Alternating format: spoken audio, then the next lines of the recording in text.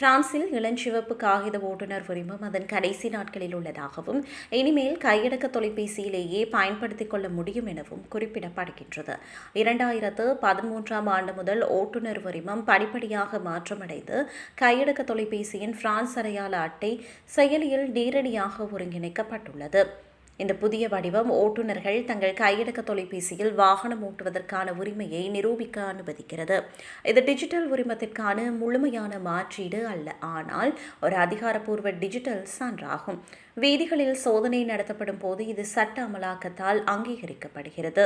செல்லுபடியாகும் ஓட்டுநர் உரிமத்தை வைத்திருப்பவர்கள் அனைவருக்கும் அணுகக்கூடிய இந்த டிஜிட்டல் பதிப்பு பிரான்ஸ் கெனிக் தொழில்நுட்பத்தையும் பாதுகாப்பான ஆவணங்களுக்கான தேசிய நிறுவனம் தரவையும் அடிப்படையாக கொண்டது.